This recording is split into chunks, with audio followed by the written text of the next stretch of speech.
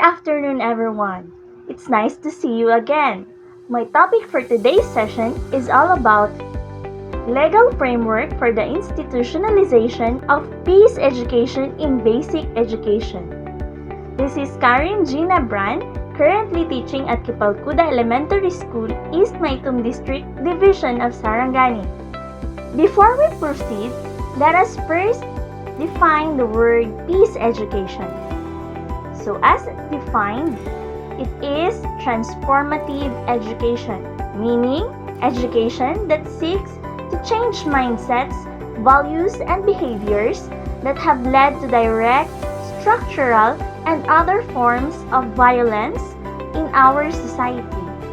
Or it is education that builds awareness, concern, and action towards nonviolence, justice, and environmental care. In other words, peace education is the process of acquiring values, knowledge, attitudes, skills, and behaviors to live in harmony with oneself, others, and in the nature or natural environment. Now, let us proceed to the issuances related to peace education. So the first one is the final peace agreement between the Government Republic of the Philippines or GRP and the Moro National Liberation Front or MNLF. It was signed on September 2, 1996. The agreement promises to end the decades-old conflict in Mindanao waged by the MNLF for independence and later for autonomy. It opens an era of socio-economic development and prosperity for the southern Philippines, particularly in the region encompassing the Zone of Peace and Development, or what we call ZOPAD, through Southern Philippine Council for Peace and Development, or SPCPD. Next is the Executive Order Number 3, Series of 2001, which is entitled Defining Policy and Administrative Structure for Government's Comprehensive Peace Efforts. It mandates the continuing pursuit of a comprehensive peace process along 6 major peacemaking and peace-building components, otherwise known as 6 paths to peace. One of which is the letter A, building and nurturing a climate conducive to peace through peace education, advocacy programs, and confidence-building measures. Another one is the Executive Order Number 570, Series of 2006, or otherwise known as Institutionalizing Peace Education in Basic Education and Teacher Education. It authorized the Department of Education to mainstream peace education in the basic education, formal and non-formal education curriculum, utilizing the existing peace education exemplars and other peace-related modules, and enhance the knowledge and capability of supervisors, teachers, and personnel on peace education through the conduct of in-service training. And these are the foundations of Executive Order Number 570.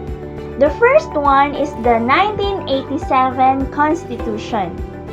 The second one is the Executive Order Number 3, Series of 2001. The third one is the Medium-Term Philippine Development Plan, or the MTPDP 2004 to 2010, Chapter 14, or the National Harmony, the Peace Process. And lastly, to support UN Declaration of Human Rights, in partnership with the following. First is the Office of the Presidential Advisor on the Peace Process. Next is the Department of Education. The third one is the Commission on Higher Education, other government agencies, and NGOs, CSOs, and other sectors.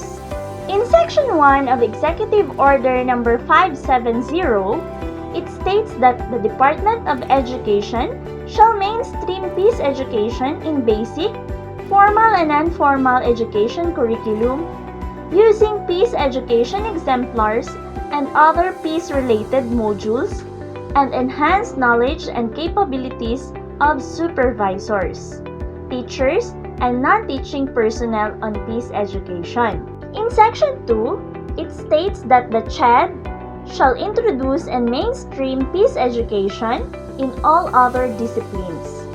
Section 3 states that the Office of the Presidential Advisor of Peace Process, or the OPAPP or OPAP, the DepEd and CHED will strengthen linkage with private schools in promoting peace education. In Section 4, it states that the Office of the Presidential Advisor of the Peace Process, or OPAP, the DepEd and CHED to establish mechanics and funds to ensure sustained implementation of peace education in the educational system.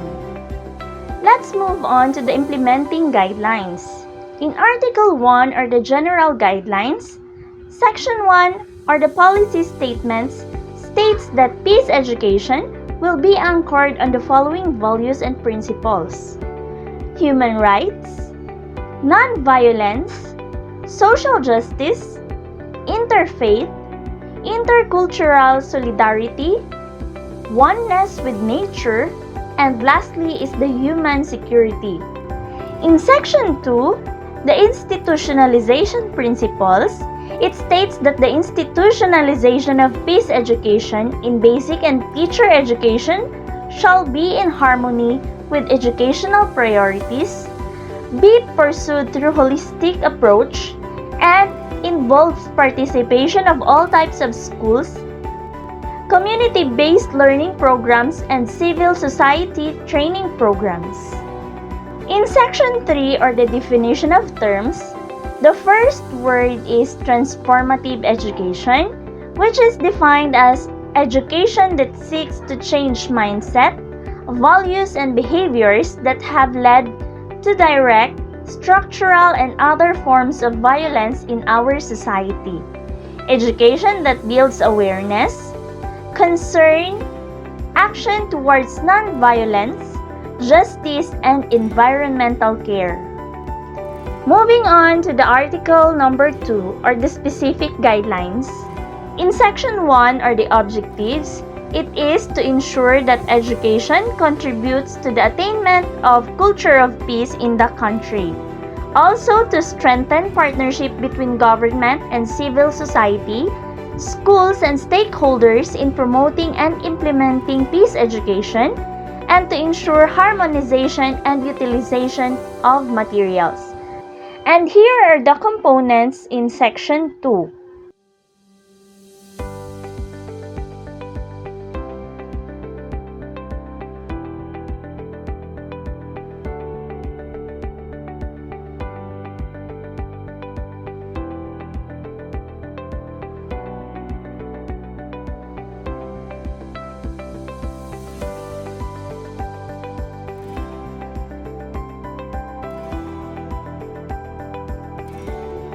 In Section 3, the following are the executive committees.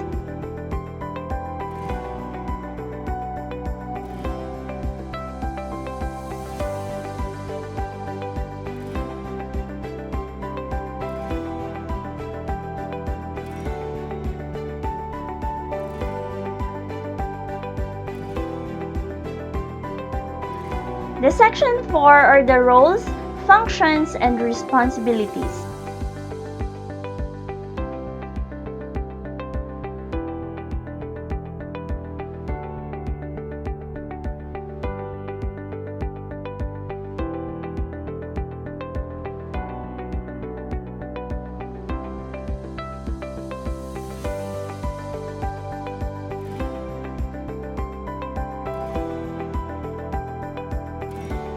The roles, responsibilities of civil society organization, non-government organization, and other stakeholders like LGUs are the following.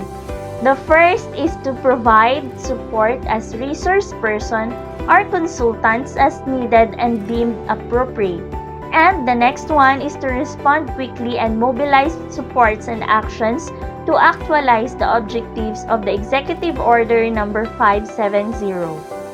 In Section 5, or the monitoring and evaluation, there should have the following.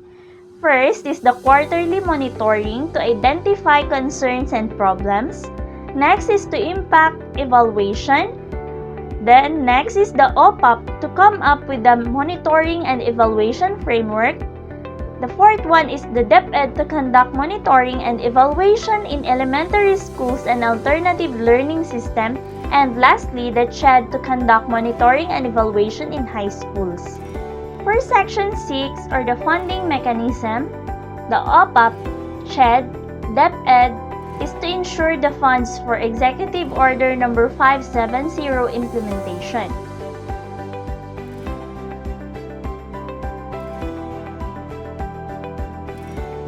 Why educate for peace? It is an ethical imperative, which means it is a belief or principle which is perceived as extremely morally necessary. It upholds core ethical principles, values of life, love, and human dignity. It is a practical alternative, meaning we need to build a critical mass of people who will reject war and the death and destruction it breeds, and will claim their rights to true human security. What are the peace education themes that need to be addressed? The first one is the oneness of the human family, which means all humans are brothers and sisters. Unity in diversity, many faiths, one humanity. All have a common home, planet Earth, and a common future.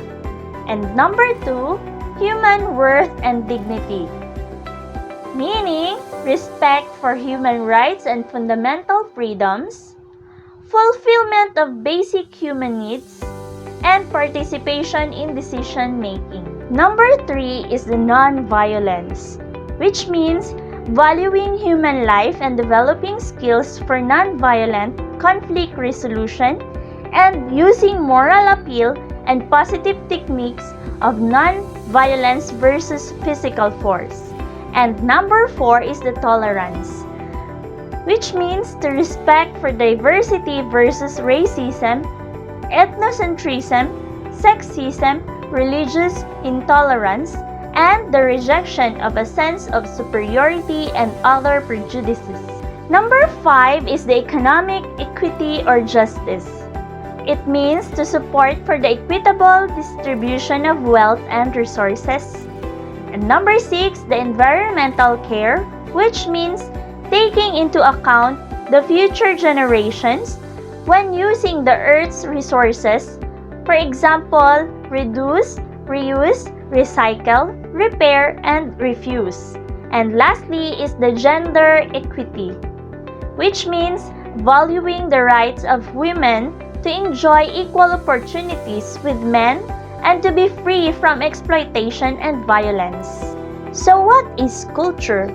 A culture is a set of attitude orientation, values or interest, behavior, principles or beliefs, and traditions which is lived by any individual and commonly shared by any group of people in a given community.